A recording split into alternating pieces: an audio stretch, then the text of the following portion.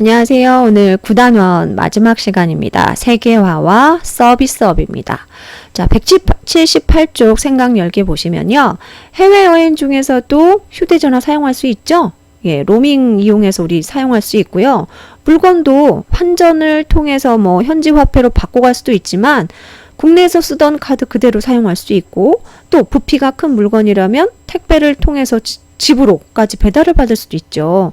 자, 이제는 우리가 받는 서비스가 국경을 초월해서도 이용할 수가 있는 겁니다. 자, 서비스업이 뭔가 변화했죠. 교통과 통신이 발달하면서 서비스업이 어떻게 변화했는지, 또 그것으로 인해서 내 생활은 어떻게 변화했는지, 오늘 이 두 가지를 알아볼 거예요. 자, 서비스업.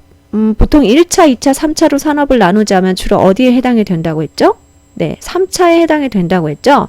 그래서 경제가 성장하고 산업 구조가 고도화될수록 몇 차 산업이 점점 그 비중이 많아진다? 예, 3차인 서비스업의 비중이 점차 많아진다고 했어요. 왜냐하면 사람들이 점점 경제가 성장하고 돈을 많이 벌다 보면 이제는 농산물이나 공산품보다 뭐를 더 많이 사용하려고 합니까? 예, 서비스를 더욱더 많이 수요하려고 하는 사람들이 늘어나죠. 그러다 보면 서비스업은 주로 공장에서 만드는 것이 아니라 사람이 많이 서비스를 만들어내잖아요. 그러다 보니까 이 고용도 많이 늘어나게 되는 거죠. 실제로 서비스업이 많이 비중이 높은 나라들은 대부분 선진국입니다. 자, 보랏빛에 가까울수록, 이 남색빛에 가까울수록 서비스업에 가까운데, 여기 유럽이죠. 여기 아메리카. 그래서 서비스업은 주로 선진국에서 발달하고, 아프리카는 초록빛에 가까운 1차 산업 이 대부분인 걸 볼 수 있죠. 그래서 경제가 성장하고 소득 수준이 향상할수록 서비스업은 점점 많아지는구나. 또 요즘 산업시설이 기계화되고 자동화되면서 과학기술이 발달하면서 공장에서 사람을 대체하는 여러 기계 시설들, 설비들이 많잖아요. 그러다 보니 그 제조업에 있던 노동력도 많이 또 서비스업으로 빠져나오게 되고, 더욱더 서비스업이 성장하게 되는 배경이 되는 거죠. 그리고 교통과 정보통신이 발달하면서 이 서비스가 국내에서만 활용되는 것이 아니라 전 세계적으로 서비스업을 우리가 아까 처음에 생각열기에서 봤던 것처럼 활용할 수 있는 서비스업의 세계화까지가 지금 겪고 있는 우리들의 변화입니다. 다양한 종류의 서비스도 있지만 서비스업이 세계화되어 가고 있다. 자, 여기 보면 정수기 관리 서비스, 아마 여러분 집에서도 이런 서비스를 받고 있는 학생들도 있을 거예요. 그래서 정수기 관리해 주시고 핸드폰으로도 이렇게 제어가 되고, 드론을 통해서 무인 택배 서비스를 할 수도 있고, 그 다음에 우리 주변에서 흔히 보이는 편의점 있죠. 우리 편의점이 꼭 물건만 파는 곳이 아니라 정말 다양한 서비스, 여러분이 알지 못하는 서비스를 많이 제공해 줍니다. 그래서 세금을 납부하거나 현금 입출금하거나 택배를 보내거나 편지를 배달해 주는 서비스도 있다고 합니다. 그래서 다양한 종류의 서비스를 이제 국경을 초월해서 우리가 누리고 있습니다. 이거 같은 경우에는 미국의 여러 이제 기업들이 있잖아요. 미국의 기업들이 콜센터를 운영을 하는데 보통 6시, 7시면 퇴근을 하잖아요. 그러면 상담을 원하는 많은 소비자들이 상담을 못하는 경우가 있으니까 미국에서 그 상담센터 회사를 다른 나라에 많이 세웁니다. 주로 인도라든가 필리핀에 많이 세우는데 시차가 10시간 이상 나기 때문에 미국에서 퇴근 시간쯤 되면 이쪽은 출근 시간이 되는 거예요. 인도나 필리핀은.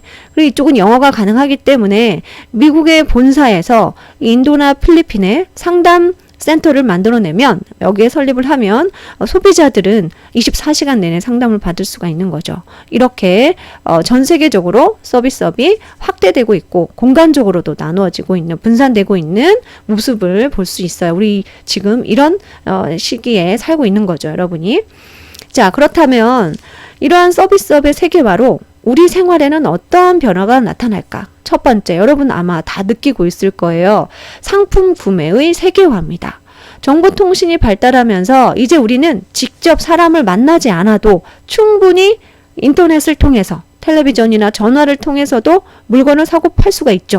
그걸 뭐라고 해요? 전자상거래라고 합니다.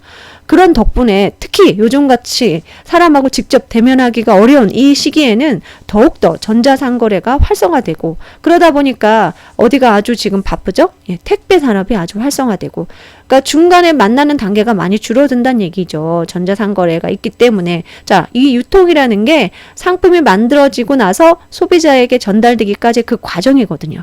그 단계가 아무래도 축소가 되겠죠. 택배 산업이 활성화되고. 이게 지금 서비스업의 세계화로 인해서 특히 정보통신 발달로 인해서 우리가 전자상거래를 많이 활용하고 있다라는 거예요.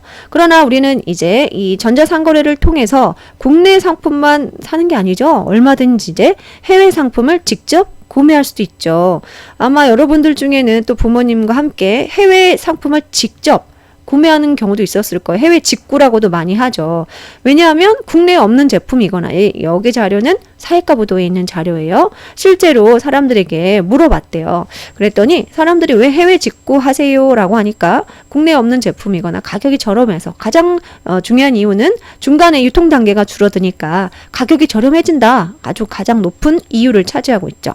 또는 국내에 없다. 품질을 위해서 여러 가지 이유로 해외 직구를 점점 하는 사람들이 늘어나고 있고요. 그러나 이제 불만사항을 보면 아무래도 해외에서 구입하다 보니까 혹시 물건이 잘못되거나 우리 반품 많이 하잖아요. 이런 경우가 조금 불편한 경우가 있겠네요. 자, 그래서 두 번째는 상품 구매의 세계화로 인해서 전자상거래가 활성화되고 그리고 해외 직접 구매를 하게 된다.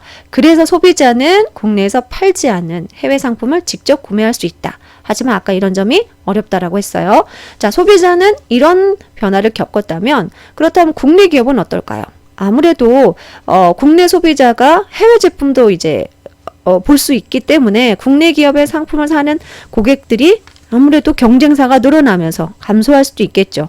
하지만 여기는 안 나왔지만 때로는 해외에 있는 그 사람들이 외국인들이 우리나라 기업의 제품을 사는 경우도 가능하겠죠. 그래서 단순히 해외 직접 구매가 늘어나서 국내 기업이 그럼 국내 기업 무조건 손해겠네라고 보기는 어렵다는 얘기입니다. 왜냐하면 외국인들도 충분히 우리 국내 기업의 제품을 살 수 있는 그런 가능성이 열려있기 때문이죠. 자, 또 하나 세 번째는 운송업체는 그렇다면 어떤 변화를 겪었을까? 아무래도 더욱더 바빠지겠네요. 그죠? 상품을 운송하는 항공사나 국내 택배 기업의 매출액이 상승할 수 있다. 라는 겁니다. 자, 그래서 이 내용이 똑같은 내용이에요. 교과서 179쪽 탐구에 나와 있어요. 자, 이러한 해외 직접 구매가 증가하면서 어떠한 변화가 나타날까? 소비자, 국내 기업, 운송업체. 아까 이렇게 나눠봤었죠? 그 내용이 그대로 나와 있습니다. 정리해봐야 되겠네요. 자, 확인하시고요. 자, 서비스업이 세계화로 인해서 우리는 전자상거래 그리고 해외 직접 구매가 늘어납니다. 자, 또 하나의 서비스업의 변화. 어떤 그 변화가 있을까? 서비스업 하면 또 우리 관광 빼놓을 수가 없잖아요. 경제가 성장하고 또 사람들의 소득 수준도 올라가고 돈이 많은 거죠. 쓸 수 있는 돈이. 또 여가 시간도 증가하고 더군다나 교통과 정보통신이 발달하면서 정보통신, 인터넷을 통해서 얼마든지 정보를 해외 관광 정보를 얻을 수도 있고 또 교통의 발달에서 얼마든지 이동도 편리하죠. 당연히 국내뿐만이 아니라 해외로의 관광이 아주 편리해집니다. 당연히 그 비중도 올라가겠죠. 이러한 관광의 세계화로의 긍정적인 영향. 아무래도 여행하는 사람이 많다 보면 그 지역에 그냥 우리 들렸다만 오는 거 아니잖아. 거기 가서 밥도 먹고 또 잠도 자고 하겠죠. 여러 가지 시설도 활용하고. 그래서 그 현지 지역을 여행한다면 그 지역의 교통이라든가 숙박, 오락 등 관련 시설들이 많이 생겨나면서 관련 산업을 성장시키겠죠. 또 우리가 해외여행 가는 그곳에 지역 주민들을 고용하여서 아무래도 그곳에 여행을 많이 간다 한다면 그 지역의 경제가 활성화될 수 있겠다. 특히 개발도상국가의 경우에는 많은 사람들이 그곳에 만약에 여행 간다면 그 또한 그 관광 수입이 국가 경제 성장에 아주 크게 도움이 되겠죠. 우리 네팔 같은 경우 히말라야 산지에 있는 네팔 같은 경우에는 많은 사람들이 그 네팔 산지를 여행하기 위해서 간다고 해요. 실제로 네팔은 관광 수입으로 40% 정도를 국가 경제 성장의 비중을 차지하고 있다고 합니다. 상당히 큰 비중이죠. 자, 하지만 그럼 선생님, 우리나라에 외국인이 관광이 아주 많이 오면 좋겠네요. 자, 하지만 이런 면이 있어요. 부정적인 영향은, 자, 우리 보통 관광을 가게 되면, 어디에서 잠을 자나요? 고급 호텔 호텔이라든가 여행사를 통해서 간다면 호텔이나 리조트, 그 다음에 밥을 먹는 경우도 뭐 현지 골목골목 상점에 가서 먹기보다는 그 여행사 상품에 껴있는 뭐 고급 레스토랑이라든가 뭐 호텔 관련 조식 서비스를 받는다던가 이렇게 대규모의 여행사나 대규모의 숙박업소에서 우리가 소비하는 경우가 많습니다. 그래서 부정적인 영향으로는 실제로 우리나라가 그 나라를 여행하지만 그 현지 주민이 받는 수입은 매우 적다는 얘기예요.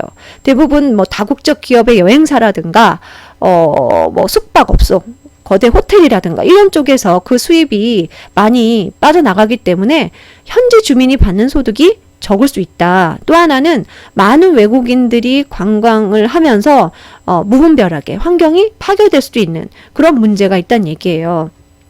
자, 실제로 케냐에서는요, 암보슬리 국립공원이라고 해서 많은 사람들이 여행을 가는데 사실은 여기에 소수 부족들이 살고 있었습니다. 마사이족이라고 살고 있었는데 이 지역이 이제 공원으로 만들어지면서 이들의 생활 공간이 어떻게 되면 뺏긴 거죠. 그래서 호수를 이용하지 못하고 원래 생활 방식에서 바뀌어서 그냥 관광객들을 상대로 그들 모습 보여주면서 그냥 생계를 유지하고 있는 거죠. 원래 그들의 모습에서 벗어난 이런 어떻게 보면 관광으로 인해서 피해를 보는 경우가 될 수 있겠죠. 그래서 관광이 마냥 이 현지 주민에게는 좋지만은 않은 그런 결과가 나온 거죠.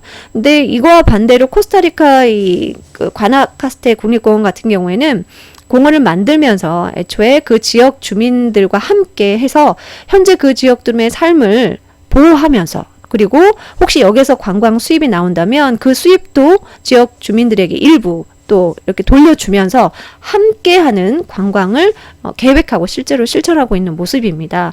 그래서 관광객이 무조건 많으면 좋다라는 생각이 마냥 또 맞지는 않다는 얘기죠. 여러분이 관광을 할 때 보통 한 명의 관광객이 하루 평균 3.5kg의 쓰레기를 남긴답니다.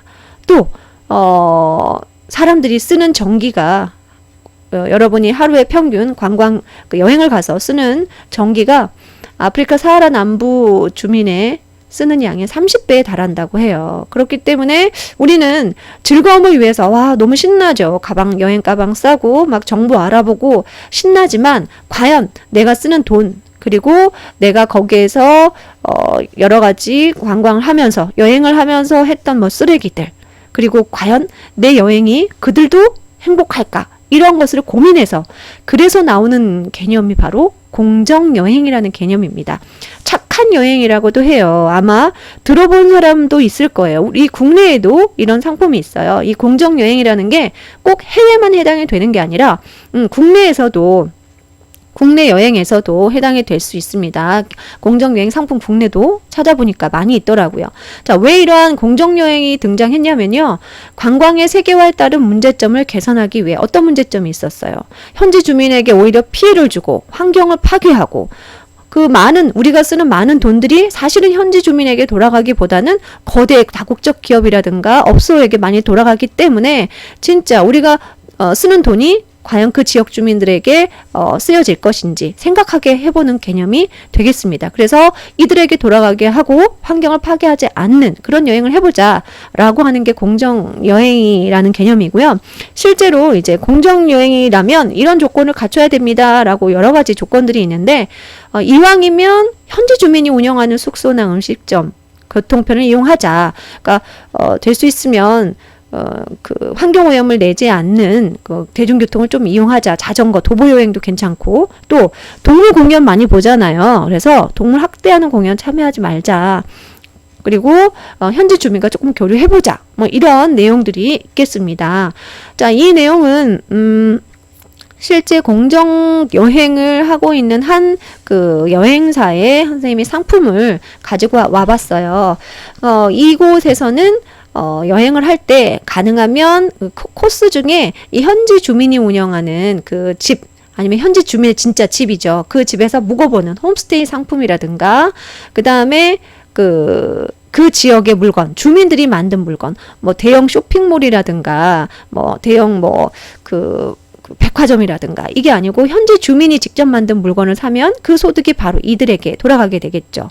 또는 현지 음식을 바로 먹는다던가 그 중간중간에 현지에 도움이 필요하다면 이렇게 봉사활동까지 하면서 우리가 여행하는 우리 만족을 위한 여행이 우리만의 만족이 아니라 그들에게도 도움이 되는 그러한 상품이 실제로 공정여행이라고 해서 서비스업의 세계화에 어떤 관광의 단점을 보완하기 위한 개념이라는 것까지 이야기를 했습니다. 그래서 오늘 세계화와 서비스업 이야기를 했습니다. 그럼 정리 한번 해볼까요?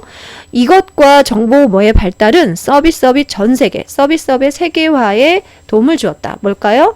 교통과 정보통신의 발달이죠. 그러나 최근에는 서비스업이 세계화되고 관광이 세계화되면서 환경을 파괴하지 않고 현지 주민에게 더 많은 혜택이 돌아가게 하는 공정여행이 등장했다. 자, 전자상거래는 소비자와 판매자가 직접 만난다, 안 만난다? 안 만난다. 그래서 인터넷이라든가 전화, 텔레비전을 통해서 만나지 않고 우리가 사고 팔 수 있게 된다고 했죠. 그 과정에서 유통 단계는 줄어들고 또 관련 택배 업체들의 소득이 올라갈 수 있는 기회가 된다라고 이야기했었고요. 교통과 정보통신의 발달로 아무래도 정보 얻기가 쉽고 이동하기가 편리하기 때문에 관광에 대한 수요는 증가하고 있다라는 겁니다. 여기까지 해서 우리 9단원은 전부 끝났습니다. 수업 듣느라 고생했습니다.